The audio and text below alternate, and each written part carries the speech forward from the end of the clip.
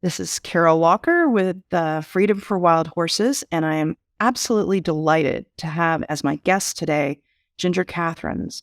She is the Emmy Award-winning filmmaker and award-winning author, and also the founder and the board president of the Cloud Foundation. I was trying to look for your new title, and she made wild horses accessible to people. And when she told the story of Cloud, she showed that wild horses have society, they have friendships, they have relationships, they have personalities, and they have lives that you can follow and get to know. And this made a huge difference in the public perception of wild horses. And in her documenting the Pryor Mountain Herd, she has let us all in to the wild horse world. So I'm very excited to talk to her today. And one of the major things we're going to talk about is the new environmental assessment that has just been put out by the BLM for managing this herd. So thank you for being here, Ginger. Oh, thank you for inviting me. I'm very happy to be here. I don't come with a great message, but I'm happy to be with you and your followers. Yeah. So tell us about just kind of a bottom line about. Well, we'll just get started with kind of a basics about what the BLM is planning to do to the Pryor herd at this point. Okay. Well, the managers of the Pryor herd had been pretty much absent landlords for years. And they have some new people on board. Actually, we had a very good meeting with them up in Billings about a month ago. And we were looking forward to getting the document that will be their guide for what they want to do with the Pryor wild horse herd for the next few decades. And so it's a very important document. We were glad that there are a lot of alternatives in that document. And I think if we could mix and match and pick things from one place to another, we might be able to cobble together something that would ensure a future for this herd. Way back when an AML was set of like 90 to 120 horses, and that is not enough horses to maintain the integrity of the herd to carry on the matrilineal lines, the patrilineal lines, and that gives you your genetic diversity. And when you have genetic diversity, what goes along with that is good health and right. Good ability to survive a winter like we're having right now. I mean, it is just horrible up there, and it has been for months and months. Even Encore is thin. And she is Cloud's lookalike daughter, who's a charming, and she's 10 years old, if you can believe it, this year. And so she is in the very prime of life, but she has a nursing filly daughter that we named Windsong. And her son is now a bachelor, but he was back home with mom for a little while when we were up there. So it's the range conditions. When I was with her, I was watching her forage, and there's just very little to eat. And we acknowledge there are too many horses for the range as it exists today, because it's just a postage stamp, and it's a rocky, other than in the summer when it's just lush and beautiful, and that's just a little summer forage area, and they have to live 12 months of the year, and they have to go down the mountain because of snow, and there's just not a lot of forage down there. And so we don't disagree that there needs to be a selective removal, but we certainly don't agree that they take this herd down to 90 to 120 horses. And AML is, for everybody who may not know, appropriate management level. and they IMO, inappropriate management level. And it's basically a random number that they slap on all of the herds to say how many should be in the herd. And are there 205 horses? I saw them quote 195 and 205, so I couldn't figure out which. Well, I'd see the population, in my opening remarks to BLM were, to try to set a number right now is kind of like you're guessing how many horses are up there.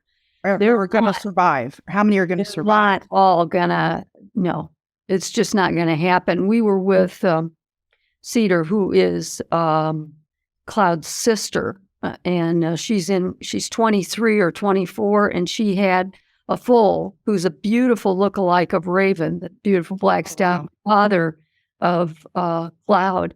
Yeah, he's got the 2 back boots, and he's got the star, and he's got the snip, and he's got the attitude. But his mother is old, and she's nursing him, and he'll be fine. He's going to be 2 years old, and so he doesn't really need to nurse. But I sat a long time and watched her, and she's just skin and bones. She's old, and there's just not that much to eat. So a removal, yes. But a removal that is a very selective removal, so it doesn't damage the genetics of the herd. And Gus Kathrens has said for years, he's the geneticist, 150 to 200 horses is what's kind of required to have genetic variability into the future. And so we're holding the line at 150. Right. And I see one of the alternatives that the BLM keeps throwing up in this EA is bringing in horses from other areas to help the genetics. And this seems to be a go-to for the BLM. It's like, and it doesn't recognize the uniqueness of the herd. You can't just bring in random horses from another area. It's much better to keep the horses that are there. Well, sure. They've adapted to their home. They know where to go when a storm comes. They know where the water is or isn't. And they generally know how to maintain themselves because they're so in tune with their place. And you bring a horse in from somewhere else, and I don't know how well they would do. I don't know whether you remember, Carol, but a number of years ago, and it's probably been maybe even 15 years ago, there was a mare that was a domestic mare that got somehow in with the Pryor herd.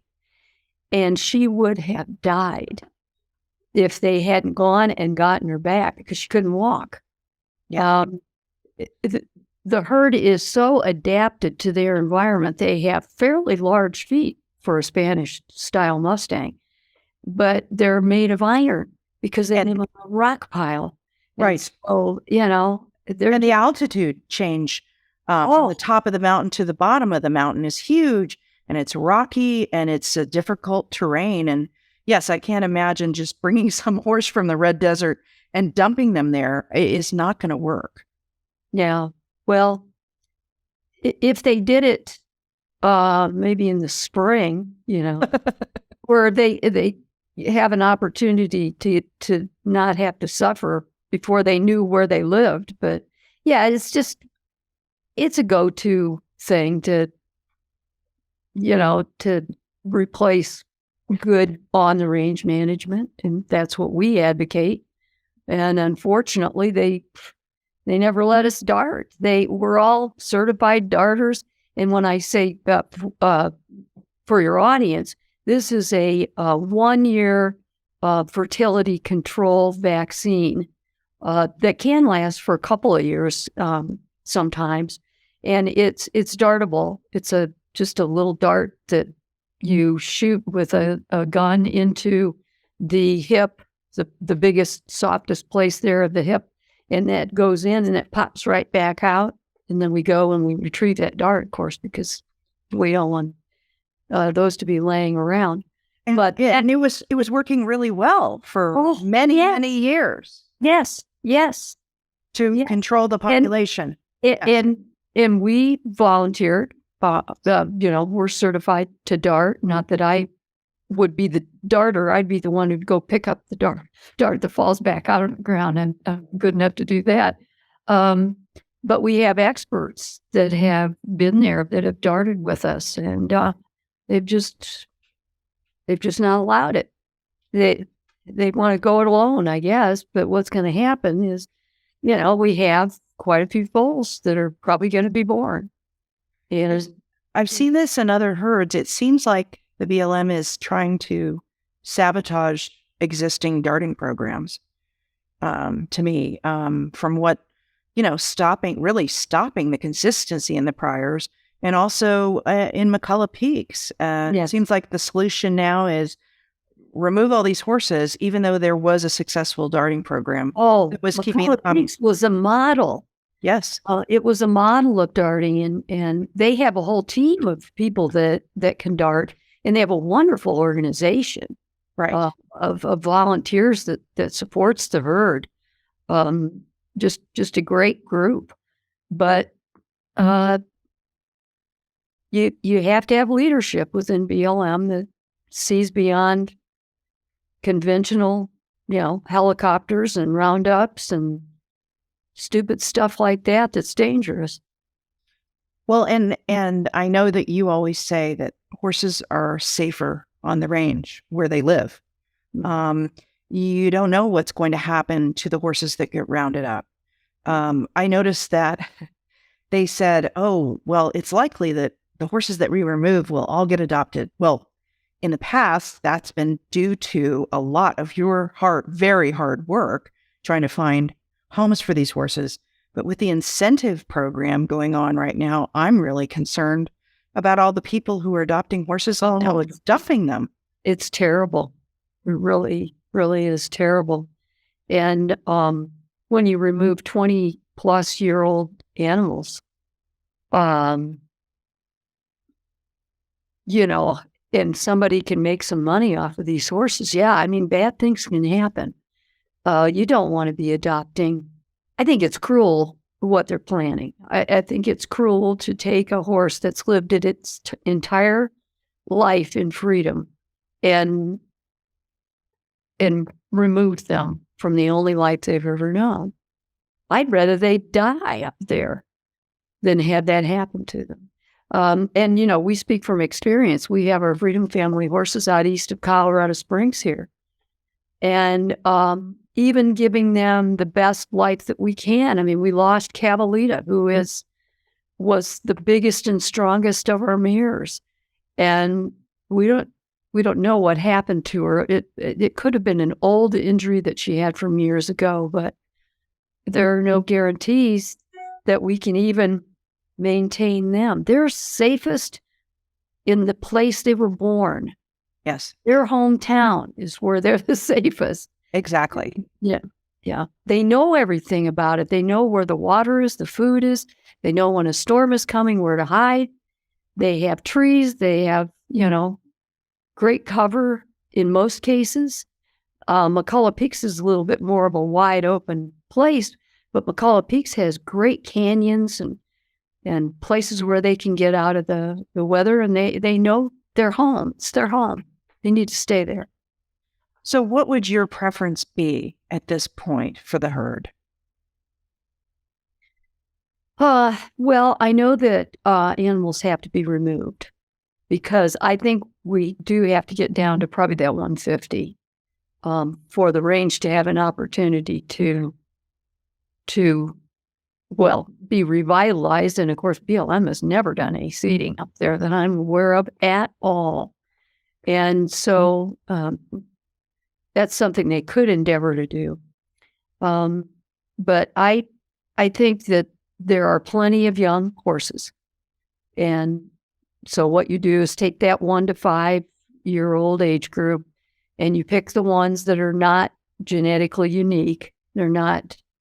They have brothers and sisters up there. So their line is represented. And you come up with how many ever that is. And maybe you have to do this in stages. Maybe you have to remove, some this coming fall and maybe next year, maybe a few more. And I get the impression, I could be wrong, that BLM would like to not gut the herd.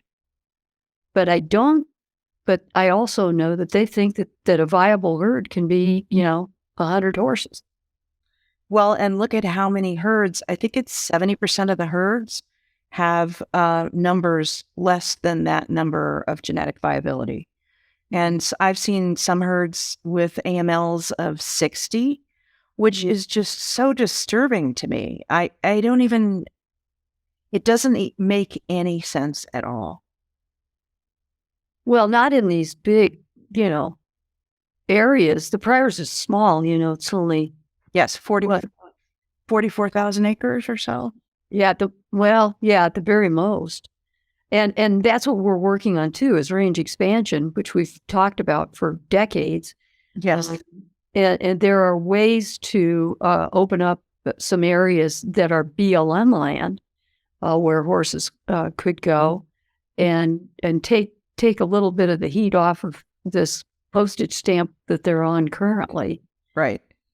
People go there and it's spectacular. It's a spectacular location, and not telling you anything you don't know. You've taken some of the most brilliant photos that have ever been taken up there. Those who are listening, I'm very proud to call you my friend. Not just because you're talented, but because you're a great horsewoman as well, and a great fighter for the horses. You don't pull any punches. But I have to be realistic that the range is not in good condition. I can't, and that horses do have to be removed. And we'll do our best. And I know people who are listening, hopefully will try to do what they can to promote adoption. Yes. And get some really great adopters. Because not everybody who adopts horses has the best interests of the horses at heart. You've had to repay people. You don't pay people to take a horse, Harris. And you've had to rehome, as it is, even before the incentive program, many horses, correct? Yeah, we found, other places where they could live, where they just weren't making it. Even some of Cloud's sister was one who is with Dr. Lisa Jacobson, and she doesn't want anything to do with people. And so she's not a good candidate for adoption to anybody, but she loves to be with other horses. And so yes, we got a place there that's expansive, and she's got a boyfriend that, Yes, I saw her at Lisa's place. Yeah, she seemed to be doing really well there. Yeah, she's got that tall, handsome boyfriend. Yeah. But so what would you want? Why is it important to submit comments to these environmental assessment plans? Well, it's important for the public to show that the public cares about the Mustangs, and you want to see them survive into the future. The more comments that come in and say, we realize that there's probably going to have to be removals, but you do not want to. Can you imagine Feldspar being, her, one of the wildest mares up there, being in captivity? No. And so, and you could say, send them to a sanctuary, but the sanctuaries are full. So it's just not realistic. It's not where they live. They don't, it's strange. It could be the best place in the world. And I speak from experience, and so do you.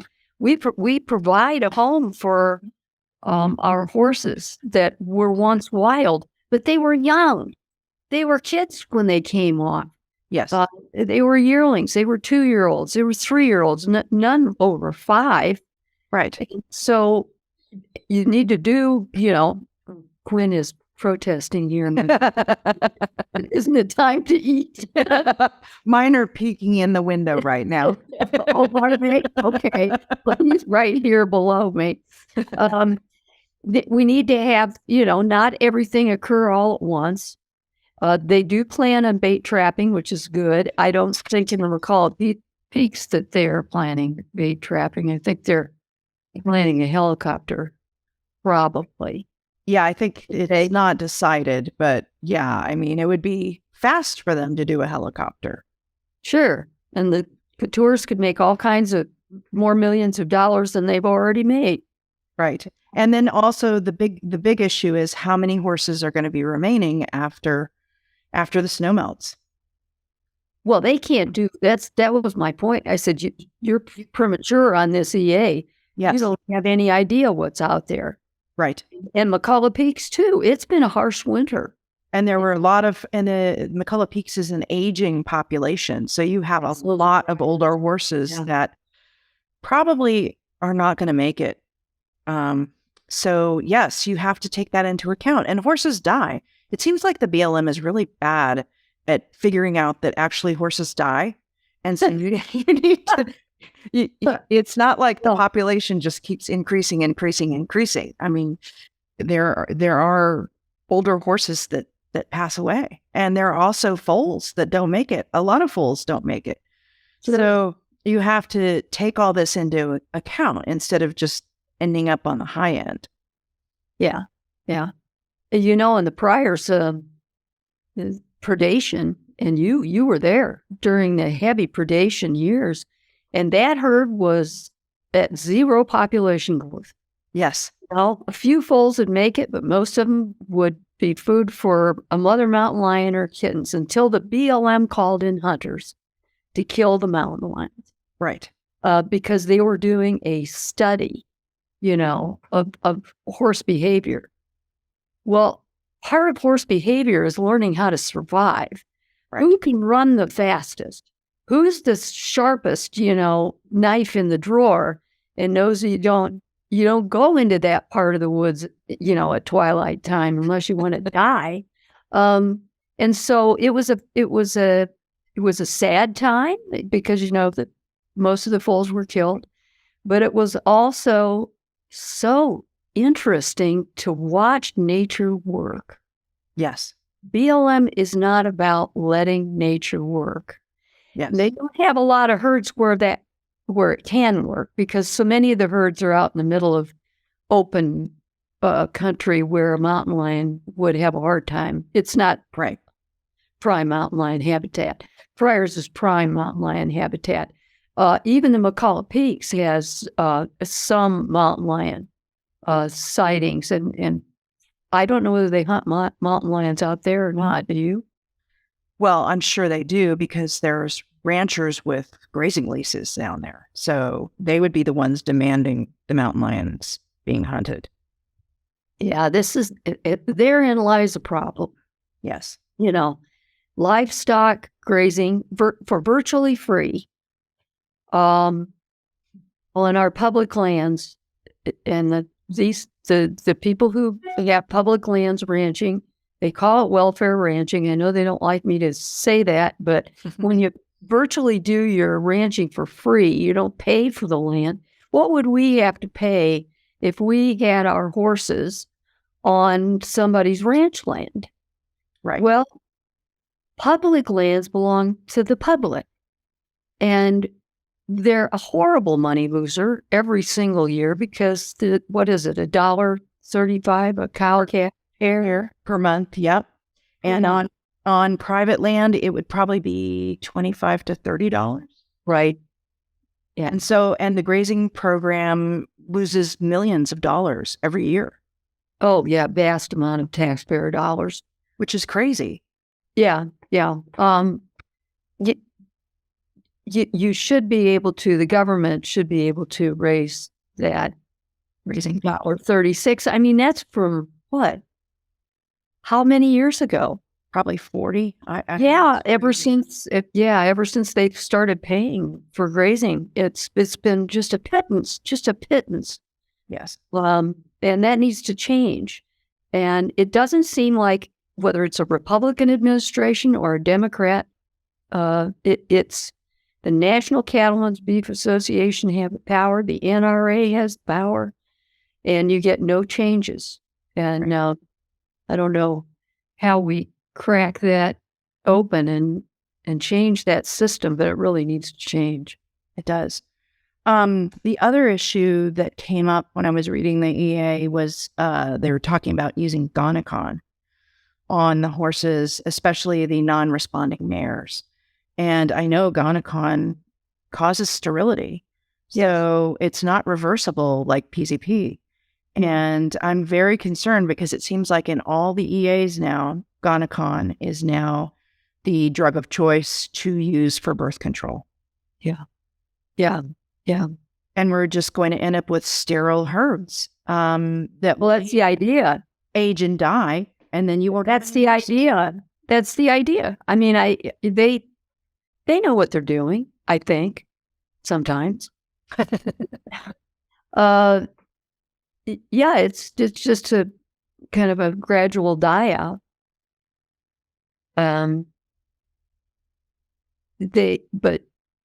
Gonacon is Gonacon's dartable too, and PZP is dartable. But PZP is a tried and true 1 year, or if it's given, I think when PZP is given 4 or 5 years in a row, I think it's permanent probably.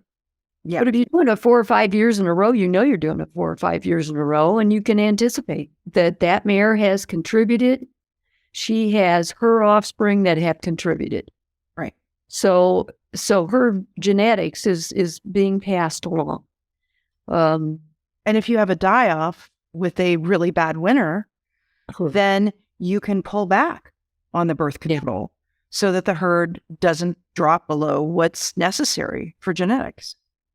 And, you know, I think it was in the 1970s when the Pryors had all the older horses and every foal died in an icy storm. And that could happen. That could happen again. Yeah. It's been a rough winter this winter. I know that there's been some well, I'm guessing that there's been some mortality. Yes. Because it's an aging population. Right. And I just keep coming back to haunted by these 20-plus-year-old mares who've lived their entire life in freedom being put in a pen. Yeah, it's just so wrong. It's so wrong.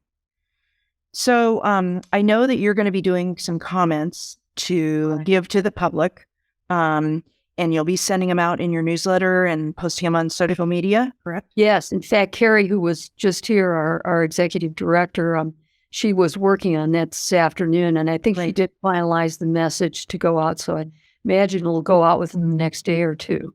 Okay, great. So basically, the Cloud Foundation always does a really good job of giving some comments, some suggested talking points for people, because it can be kind of intimidating if you're not used to commenting on these environmental assessments. So to get an idea of what would be a good thing to say, what would be something that actually makes some sort of difference in the comments is really good. And you can sign up for the newsletter on thecloudfoundation.org, correct? And they are also on social media as well, so you can look for the suggested talking points. And the deadline for the comments is April 15th. Right. So you got plenty of time here, and you're going to look at this document. Those who are listening, and if you did what I did, it was like, oh my God, who can read this section and who can read that section and report back? Because I mean, it's just a very dense document. Very. But go in there and look at what their choices are for how to manage. You may not want to read through all the dense material, but and then pick the one that you think is the best to allow the horses to continue to live into the future. Yes. It's not really there. So what you want to do is think about it and make your own suggestion, maybe, or go to what our suggestions are and in your own words. Don't just, give it away that somebody has told you what to say. Try to put it in your words and how you really feel. What do you feel about? Yes. Do you believe in freedom? Do you believe that they're wild? Do you believe that they deserve a life? Yes. And will you go to bat for them? And that will include making comments. And it doesn't need to be 10 pages of comments, but think about it and write some thoughtful paragraphs about why you want to see our wild horses exist into the future. And you can comment electronically, and you can also send in comments by mail for this one. Right. So, and then they'll consider the comments, correct? And then they'll issue a record of decision. Mm-hmm. And then we'll find out what the plan is, correct? Mm-hmm. Mm-hmm. What their preferred alternative is. And they say in there that 23 to 24 is when the first removal they're targeting for the horses. It would be this fall. If they have a removal this fall, I would think it would be just the yearlings and 2-year-olds. I would hope so. Yes. Yeah, me too. And then if they stretch it out, then you're going to have, yearlings that'll come, be available maybe in the next year. But the idea is to keep at least one or two offspring of each mare, so that the lines don't die out. And the other important thing is to talk about is not using GLOCON. Oh my! Actually keeping up with the darting program, actually making it work instead of not doing it. Yeah, they've done some darting, but they're doing it with Park Service employees that can go up there when they can. And then I know Ryan, who's a great horse handler, that's for sure. He does darting for BLM. Great guy. But he can't do it all, and so they need to reach out, and they need to hire some more staff teams or put volunteer teams in the field. We can go up there. Yeah, we go up there anyway. It doesn't make any sense to not use people who are certified to dart and who are willing to dart. Right. Including the center. The people that taught us how to dart want to dart for them, and they were told no. It doesn't make any sense at all. No. There's a lot about government that doesn't make too much sense, and BLM makes a lot of the other agencies really look good. Exactly. Yeah. Ugh. Well, anything else you could think of to say about commenting and what people should know? I think you just, when you comment, try to be, factual and not terribly emotional, because they like to characterize us as a bunch of nutty women. So to counter that, try to be, not overly a person of the heart, even though you're commenting because you're a person who cares. Yes. But try to be factual. Try to pick out things that you think would work maybe in what they've done, not just hammer them. But maybe if they could take this from one place and that from another place and put those together, would they make it palatable to you? And one thing, of course, is no older horses being removed. Yes. I mean, and if they have to string out these removals over the next 5 years and do 10 or 15 a year, then put that in there. Put that in there as something you would suggest doing. Yeah, absolutely. Well, thank you so much for being on. And I'm going to remind people to go to thecloudfoundation.org and sign up for the newsletter. And then you can get in your inbox some suggestions on the comments and where to comment and how to do that. And I'll also be posting a blog post about this on wildhoofbeats.com about where to comment and when and everything like that. Okay, great. Thank you. Thank you for everything you do, Carol. You're a great advocate for our wild horses. Thank you. Bless you.